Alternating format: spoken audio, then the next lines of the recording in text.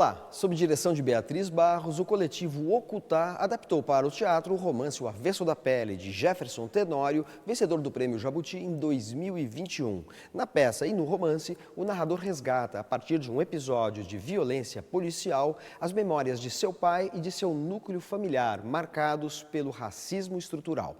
Você, pai, era um rapaz magro, tímido e sem graça.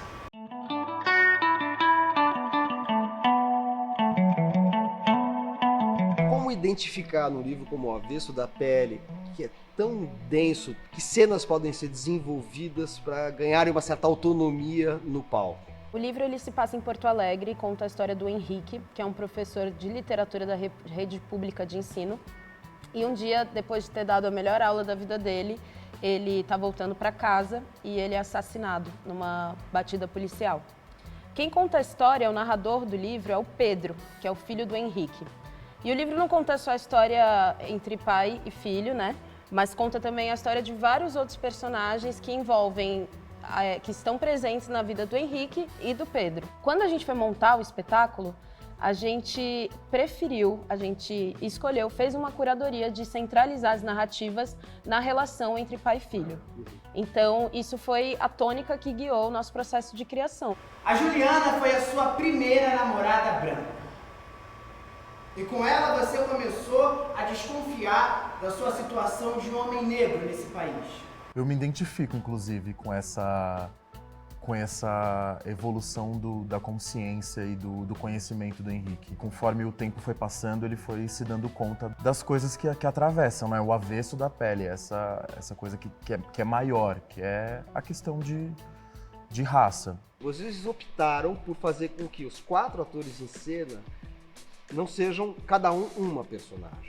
Eles se revezam, inclusive fazendo personagens masculinos ou femininos, independentemente de quem seja o ator. Como é que foi a concepção dessa dinâmica e como é que foi viver essa dinâmica? Eu tenho 4 atores muito formidáveis que vão do drama à comédia com muita facilidade, com muito empenho. E eu acho interessante você ir ao teatro e você ver a diversidade que um ator pode fazer. Eu acho que a arte teatral ela também perpassa essa localidade de você ver um ator se transformando em milhões de coisas e experimentando diferentes linguagens, assim. Acho que muito do que a gente tirou desse processo foi das provocações que a Bia trouxe pra gente na sala de ensaio. A gente tinha essa divisão, né? Às vezes ela jogava, e você pega a primeira parte, você pega a segunda, você pega a terceira. E ali o Henrique, por exemplo, tá no livro inteiro. Então eu tenho uma parte como Henrique, o Marcos tem outra, o Vitor tem outra, o Bruno pegou uma parte que a gente achou que seria interessante fazer a Marta. Então teve essa divisão no processo, mas eu acho que foi uma coisa natural, assim.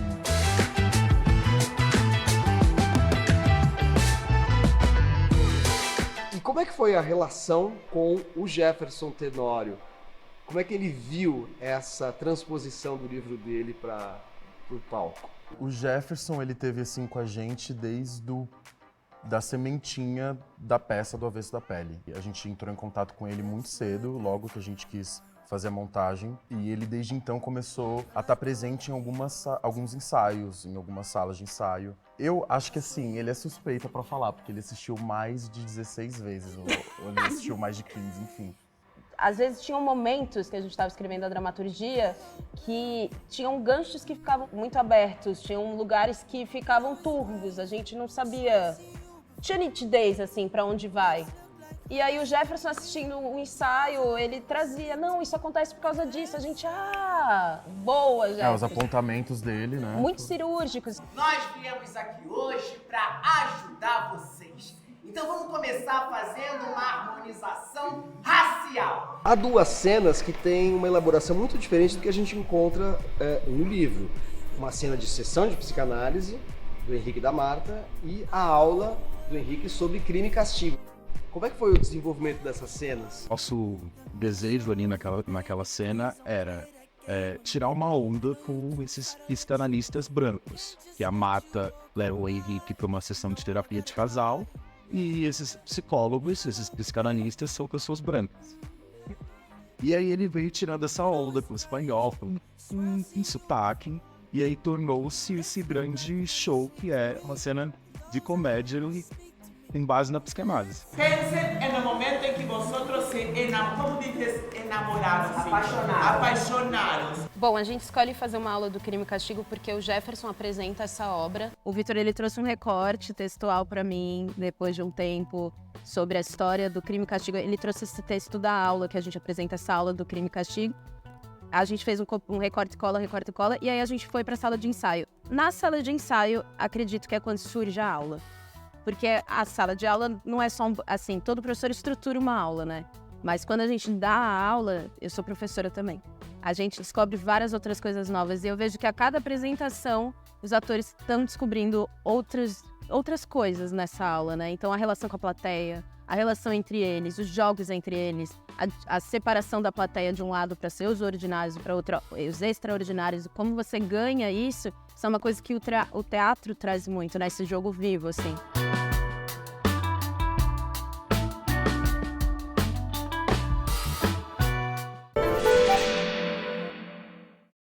Depois de 10 dias fechada, foi reaberta a icônica loja da Livraria Cultura, que fica localizada na Avenida Paulista, numa galeria muito famosa chamada Conjunto Nacional, e que funcionava como um ponto turístico da cidade de São Paulo, chegando a ser elogiada por ninguém menos que José Saramago quando ele esteve pela última vez em São Paulo, em 2008. O Saramago, naquela ocasião, chegou a dizer que aquela loja era mais do que um armazém onde se vendia livros, mas era em si uma verdadeira obra de arte. Pois bem, em 26 de junho, os leitores, os compradores que estavam dentro da loja precisaram deixar o espaço no meio do dia porque um oficial de justiça determinou o fechamento das portas. Os livros chegaram até a ser retirados de lá nos dias seguintes. E, apesar da surpresa, não foi exatamente algo imprevisível que isso fosse acontecer. Afinal, o Tribunal de Justiça de São Paulo tinha decretado a falência da Livraria Cultura em abril deste ano. E essa rede, que chegou a ter 17 lojas, todas grandes, todas lindas, espalhadas por todo o Brasil, já estava reduzida a só 2 lojas. A loja de São Paulo e uma loja em Porto Alegre. A Livraria Cultura já enfrentava problemas financeiros desde pelo menos 2015. E em 2018 eles entraram com um pedido de recuperação judicial para tentar saldar dívidas que na época ficaram estimadas em 285 milhões de reais, entre passivos trabalhistas e dívidas com vários fornecedores. E de 5 anos para cá, embora a rede tenha fechado muitas lojas e tenha tentado diferentes estratégias para recuperar a saúde financeira, não parece que houve muito resultado, tanto que a Justiça aqui de São Paulo acabou decretando a falência. As lojas só foram reabertas por causa de uma decisão liminar, portanto provisória, que foi emitida pelo Superior Tribunal de Justiça em Brasília. E ainda não se sabe se a reabertura é realmente definitiva. Mas o que parece certo é que, independente de qualquer coisa, acabou a era das grandes livrarias, daquelas mega stores que ocupavam vários andares em shoppings, em centros comerciais. A indústria dos livros está tendo que superar os novos tempos. Pós-pandemia, após diversos anos de crise econômica e, essencialmente, com a chegada de novos players, como as livrarias digitais, principalmente a Amazon. Vamos aguardar para ver o que vai acontecer com a tão querida e tão icônica loja da Livraria Cultura na Avenida Paulista. Contos Completos reúne 46 narrativas, incluindo esquetes, em que a inglesa Virginia Woolf criou experimentações de linguagem que estão na origem de seus romances, renovadores da prosa moderna. Em Exercícios de Perplexidade, o filósofo, psiquiatra e neurocientista italiano Mauro Maldonato lança mão da forma fragmentária do aforismo para refletir sobre corpo e consciência, ciência e conhecimento, educação e liberdade. Com o subtítulo Zooliteratura e os Limites do Humano, Animalidades traz ensaios da escritora mineira Maria Esther Maciel, que discutem, a partir da literatura, as representações e implicações da dualidade entre animais humanos e não humanos. no romance Encruzilhadas, do norte-americano Jonathan Franzen, os impasses morais de uma família dos anos 70 sintetizam um tempo de profundas transformações nos costumes e na política.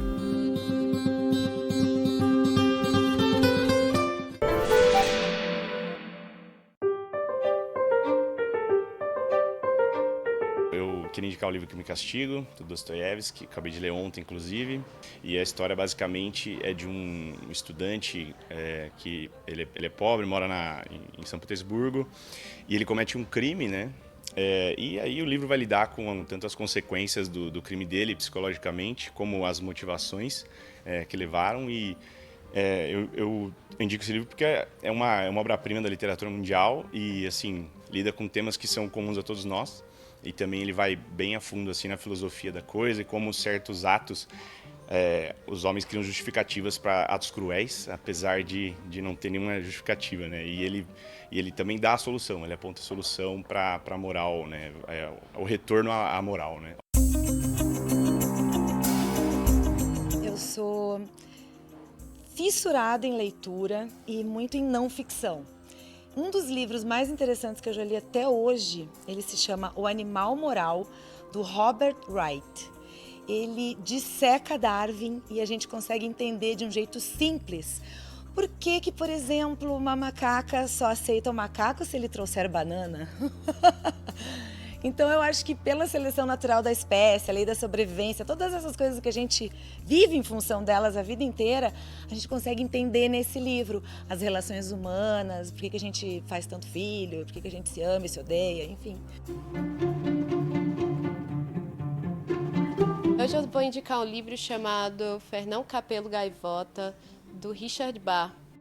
Eu, como artista, encontrei nesse livro muitas respostas para a vida do artista na sociedade, né?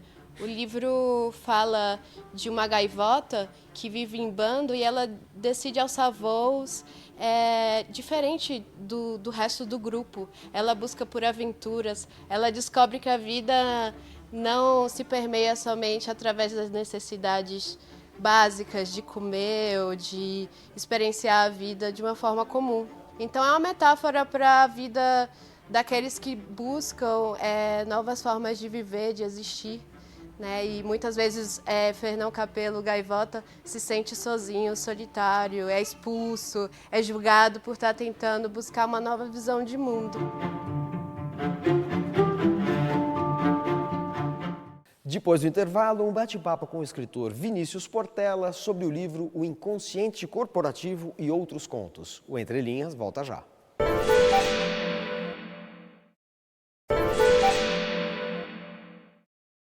Algumas das supostas benesses da vida hiperconectada, como a inteligência artificial, os aplicativos de relacionamento e as criptomoedas, são a base de O Inconsciente Corporativo e Outros Contos, de Vinícius Portela. O escritor brasiliense conversou com o Entre Linhas sobre essas narrativas que tratam das contradições das tecnologias do nosso tempo.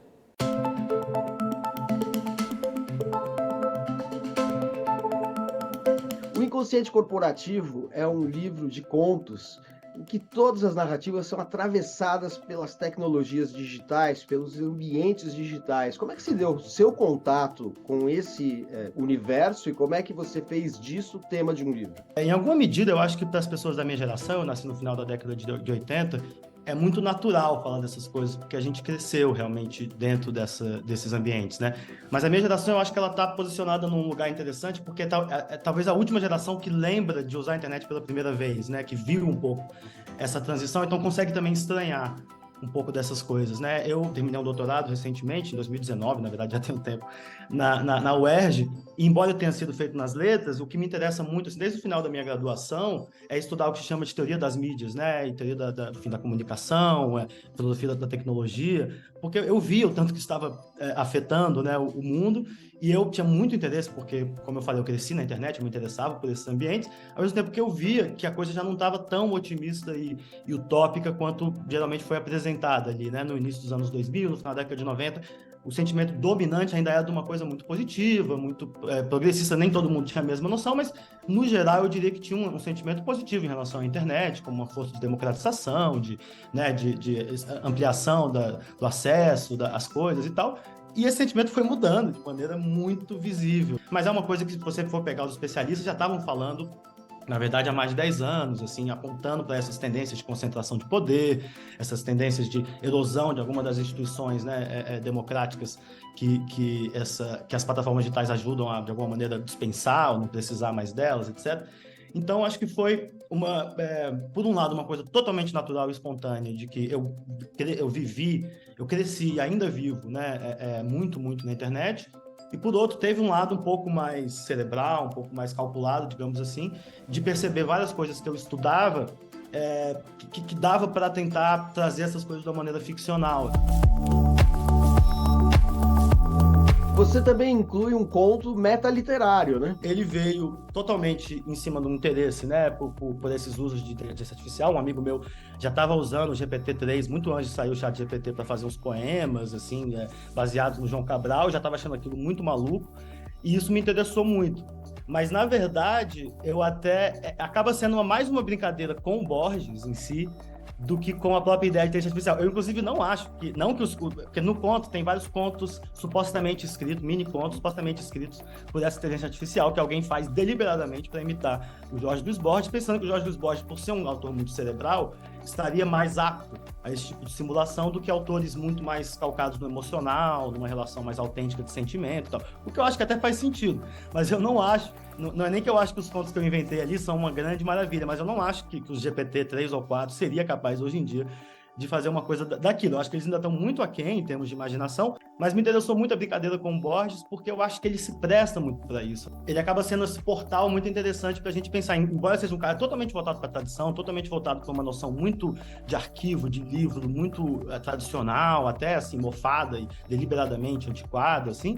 Eu acho que ele acaba sendo também, por abrir essas frentes de pensar numa autoria sem autoria, de pensar, né, na própria literatura como apropriação desses gestos e dessas imagens e tal, ele acaba sendo uma ponte interessante para a gente pensar, né, nesse futuro, porque se eu não sou assim, um grande entusiasta dos usos de inteligência artificial atuais, dessas empresas como o OpenAI, eu também não sou contra usar essas coisas para produzir arte. Acho que é possível você, com a mediação humana, produzir coisas interessantes com essas ferramentas, sem dúvida e tal. Há 2 contos no livro, que são O Domínio de Melquisedeque e aquele que dá título ao livro, né, o conto Inconsciente Corporativo, em que a gente vê que a questão da tecnologia se liga a questões políticas contemporâneas. Dentro desse exercício de trabalhar com a tecnologia, você traz questões da política e da sociedade contemporânea muito candentes, né? Foi um pouco justamente essa experiência de, ao longo de uns 10, 15 anos, ver certos movimentos que pareciam coisas que estavam ali num certo submundo, num fórum, numa coisa super obscura, ver essas coisas saindo e chegando à tona, chegando à superfície, isso foi muito impressionante para mim. E aí esse conto do Domínio de Melquisedeque, que é uma coisa fantasiosa, é um cara que está preso na Guatemala e ele é líder de um fórum, e aí o cara que trabalha no aeroporto precisa lidar com ele, com os americanos, não vou adiantar muito, mas lida justamente com esses submundos de fóruns extremistas, radicais na internet. Especificamente, é uma paródia do caso do QAnon, que é um caso que elegeu deputados nos Estados Unidos, está ligado à invasão do Capitólio, depois no início, uns anos atrás. Então, assim, foi, no caso, uma tentativa totalmente deliberada de inventar um contexto ficcional baseado em casos reais, em fatos reais. Tem distorções muito evidentes e muito gritantes das plataformas atuais, que eu acho que se prestam a ser ficcionalizados, porque eles já são muito absurdos e já geram narrativas reais muito malucas. Em relação ao segundo conto que você mencionou, que teria também um componente mais político, um pouco direto, o que me veio a princípio foi só essa ideia de uma pessoa que tivesse um trabalho corporativo e, de repente, percebe que um sonho que ela teve está passando num programa infantil de streaming que a filha está assistindo. Isso foi o início da história. Eu fui misturando um bando de coisa que eu leio e penso sobre direito autoral no capitalismo hoje em dia, essa tendência das grandes plataformas, dos grandes monopólios de devorando e comendo franquias de direito autoral que tem apelo para as pessoas, como Guerra nas Estrelas, Harry Potter, Star Wars. Tudo vai se tornando, né, qualquer coisa que já teve algum apelo ali infantil para as pessoas de adolescência, quentinho, bacana, eu gostava muito disso quando eu era criança, tudo vai virando assim uma grande coisa corporativa de domínio da imaginação e de restrição mesmo assim da imaginação coletiva.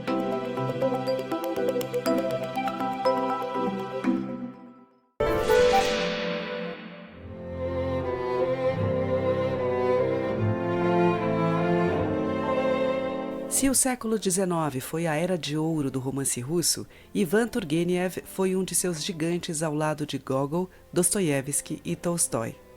Ao contrário destes, porém, o autor de Pais e Filhos, maior romance de Turgenev, viveu a maior parte da vida fora da Rússia, especialmente na França, onde morreu em 1883, aos 64 anos. Esse distanciamento geográfico tinha razões éticas. Turgenev tinha aversão ao sistema de servidão do Império Czarista, semelhante ao da escravidão, e às suas consequências que criavam miséria e inoculavam violência e ódio na sociedade russa. Mas a distância geográfica também serviu para que Turgenev mantivesse um distanciamento crítico em relação aos radicalismos políticos de seu país.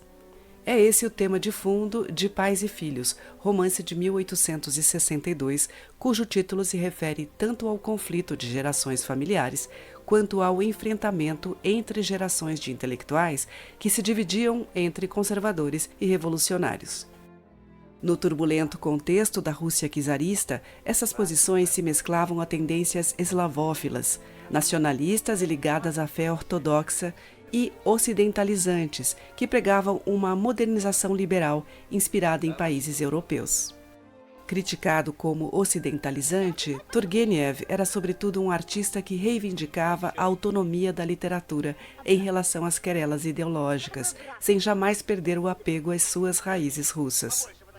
O resultado disso é que Bazarov, jovem herói de Pais e Filhos, é uma personagem de complexidade incomum. Descrito como um nihilista, um materialista refratário a qualquer idealismo ou romantismo, a paixão desvela as contradições de seu credo, da mesma forma que seus embates ideológicos com os membros da família Kirzanov, que expressam as tendências do período, redundam num duelo por disputas amorosas. Ao longo do romance há um sutil embate entre criador e criatura, através das modulações pelas quais Turgenev descreve as transformações de Bazarov, um personagem ora impetuoso, petulante, ora frágil, passional e indefinível, como a própria alma russa.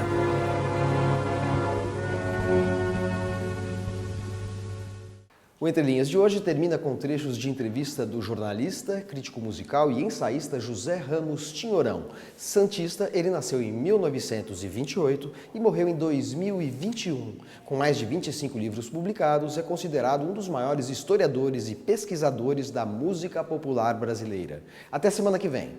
Tinhorão, para você, a música é uma manifestação sociológica ou artística? As duas coisas. Não pensa, por exemplo, num poeta. Ele vai escrever um poema abstrato. Ele senta diante de uma folha de papel. Naquele dia ele comeu o feijão que alguém plantou. E a folha de papel em que ele escreve, o papel é celulose. Alguém plantou uma árvore para você tirar a celulose e fazer o papel. Então, o poema dele é abstrato, mas ele não faz abstração. Ele escreve um poema, ele é um ser social escrevendo em cima de um material que é social. Alguém fabricou aquele papel para ele poder fazer a sua abstração. Você acha que isso envolve na sua inspiração? Sim, sim. A música tem um caráter de classe, inegavelmente, porque o que é a divisão das pessoas em classes? Num país capitalista, ela está dividida em classes por causa da sua colocação dentro da estrutura social. Como é que se determina a hierarquia dentro da estrutura social? Os mais pobres formam a base, aí vem aqueles que já, porque têm emprego, porque ganham entre tanto e tanto, já têm casa para morar, geralmente até almoçam e jantam, fazem essa coisa prodigiosa de almoçar e jantar. Então, é uma classe média que se divide em baixa classe média, alta classe média. E você tem os pequenos grupos de elite. Se você vê, quem é que vai ao municipal? São os representantes dessas pessoas que atingiram essa hierarquia da informação através de escolaridade, puderam estudar em bons colégios.